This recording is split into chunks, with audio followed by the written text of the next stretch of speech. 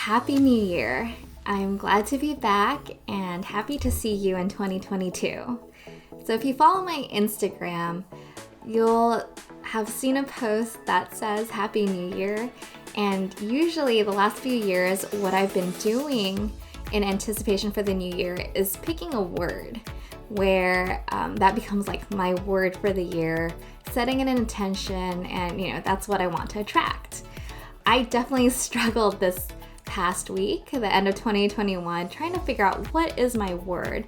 And I was like feeling pressure over trying to figure it out, like a problem I had to solve, like a final exam, because 2022 was right around the corner. And finally, a few hours before midnight on the 31st, I decided, like, why am I doing this to myself? Like, I don't need a word. If one doesn't just flow to me, maybe that's something I need to learn, to let go of always having to set an intention, as long as I still have a vision or I know the outcome I want. How do I want to feel at the end of 2022? I want to feel accomplished. I want to feel present. I want to feel like I had enough creative time to explore and try new things, right? And I don't need to answer how I'm going to get there yet. So that's my advice for you if you're in the same boat as me. You don't need to set an intention, but maybe it's an easier ask to figure out this time next year, December 31st, 2022, how would I have wanted to live this year out? How do I want to feel that will make me get there, right? And I think it reduces some of that pressure to perform or to jam-pack a lot of things into the schedule.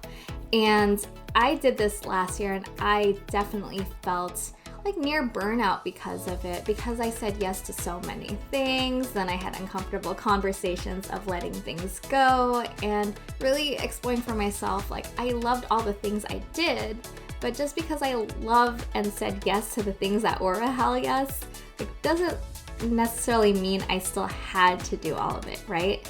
So how do I get even more picky? Not a bad problem to have, but there's so much more I could do where my time and my energy are getting spent on like the top 3 things I want to get done for the year, whatever that might be. That's why I want to share with you today.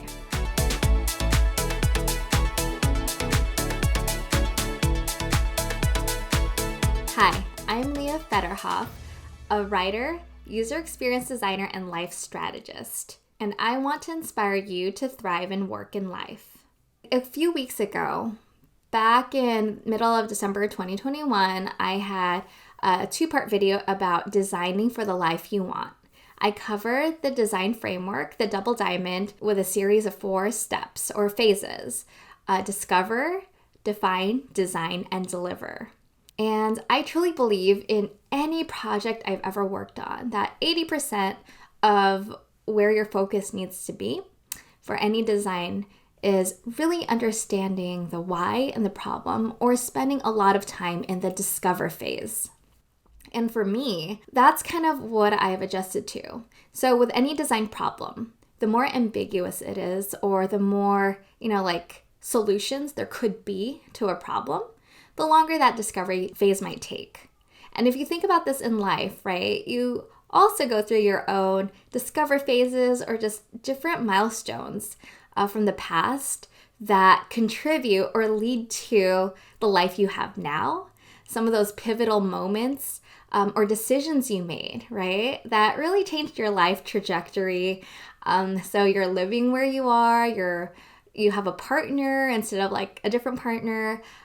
You have one job instead of another, right? Like, there are these different decisions you make at any point of your life. And a lot of that, especially when you think about moving to a new city or thinking about a new career, there are going to be times where, it feels like, at least on the outside looking in, maybe to other people, that you just woke up one day and like decided to change everything, right? And we know that's not the case. Typically, it's over weeks, months, or even years of thinking, should I or should I not? Or maybe I will one day, right? And that's a lot of that discover phase. It could be days, it could be weeks, it could be months, even years, to then go ahead and define what is that change you want and then actually be able to execute on it, right? Because those are more ambiguous problems. Like you don't even know, or you may not be aware it's a problem yet. You just know this is my current situation. So that's what I want to encourage, at least, and invite for myself. Like 2022, maybe these first few weeks or months, like it's okay to still stay in that discover phase because I really don't know the core problem I'm trying to solve or how I'm going to feel accomplished or feel like I've been introduced to new experiences, because those things may not even exist yet, right? Those opportunities are not even there and I can manifest them. But I feel like a lot of life too, right, is as I start chipping away, through curiosity of following what could be, like new doors will open and I'll meet new people, or I'll discover like new topics like, oh, I didn't realize that was, something I could be doing. So that's what I want to open myself up to. And this is, another tip, right, is you need to carve out that creative time in order for you to invite these new things into your life, right? What ended up happening to me last year, 2020 hindsight, is that I stuffed, like things into my weekend, my weeknights, and I wasn't able to take some breathing room, right, to open myself to other things or other projects I actually want to work on or finish because I had overcommitted myself. So, I feel like this is going to be a lifelong problem where I overcommit and then have to lean back, which is okay too, right? But I don't see that as failure. I see that as more opportunities to learn. And then maybe the pendulum isn't like so far-fetched that I've overcommitted, but I can catch it early on, like, maybe I say yes, and then the next day I reflect and say like, oh, actually, maybe I'm not ready for that yet. Or maybe, I can hold off on that for now.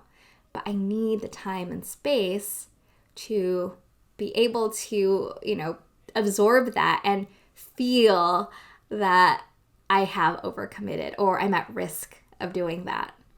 So yeah, leave me a comment below if this has ever happened to you. Have you struggled to find a resolution for 2022? I would pivot that question to what could your outcome be in 2022? So December 31st, 2022, what do you want that to feel like? Let me know. Or you can tag me on Instagram too, at Swishie Official. I'd be curious to hear from you. And I guess the other question, right? So this two-part question. What is that thing you can let go of now? Like maybe it's something causing you pressure, something upon reflecting back last year that you want to avoid, right? So like I said, for me, it's saying yes to everything and overcommitting, even though, there was a lot of yeses. So I had to pick and choose between really, really good options. And once again, not a bad problem to have, but that was an opportunity for me to even discover how much more I actually value my time, and having creative space, and just having a lot of downtime to then, I don't have to plan everything. I could wake up, have nothing planned for the day, and that invites, right? What do I want to do today?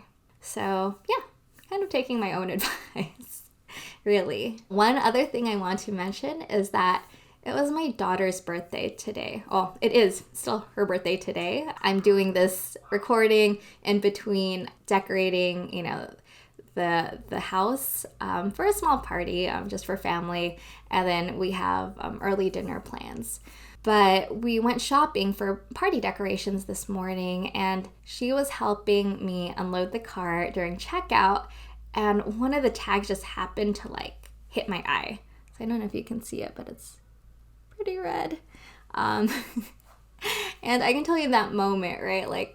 Not only did my eye actually want to cry because of how it felt, but my mind instantly went to the future, right? How do I plan for this? Am I gonna have to be in urgent care? How bad is it? I felt it, did it knock my contact off? All of a sudden, I was just going through the aisles shopping and enjoying, like planning, for the party today. And then I got taken away, right? I got robbed of that. The instant something happened, my brain went to the future and thought about what is the outcome of this situation that I could not control, right? And, I'm human too, right? Like at first I was really annoyed at my daughter. I'm like, why did you do that? And, you need to watch what you're doing when you're like loading stuff, right?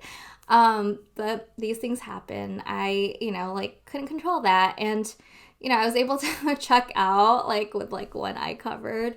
And by the time I got to the car and saw the damage in the mirror and realized I didn't feel as bad as it looked, I was able to get in the headspace, okay, if things don't start healing, okay, I did some Googling too, but if things don't start healing, in a few days or a week, then I'll go to a doctor. And then, let me focus now on the decorations I just bought and decorate our house. And, we have a lot of things to look forward to today. And the outcome of today, right, is to create a happy memory and to celebrate my daughter turning 5.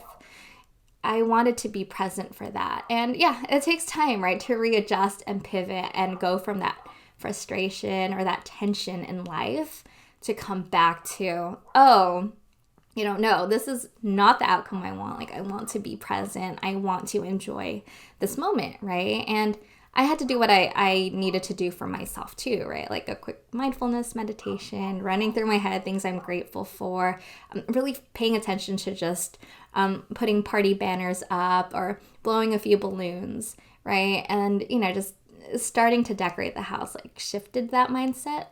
So that's another question I have for you.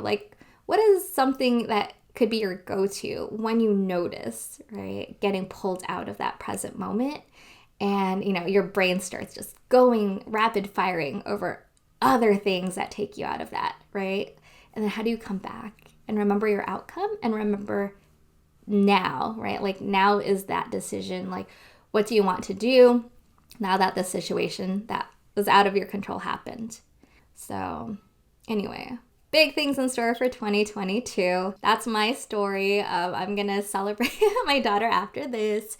But I want to share that with you because I guess it's a mini epiphany for the new year, right? It's okay to stay in the flow, to let go of expectations, right? I had a routine every year.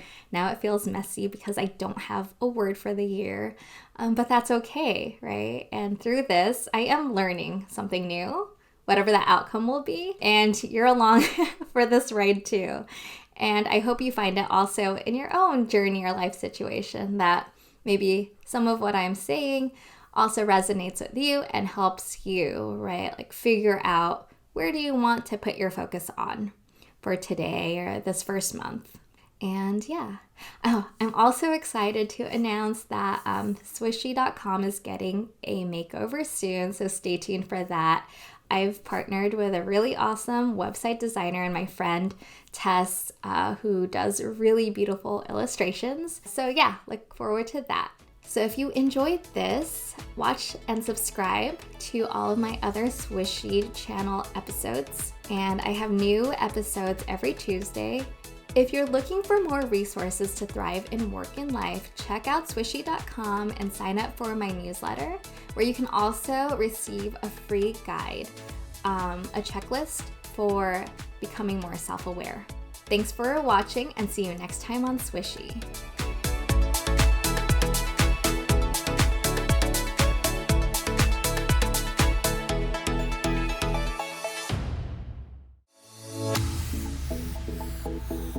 If you enjoyed this, subscribe and share with friends.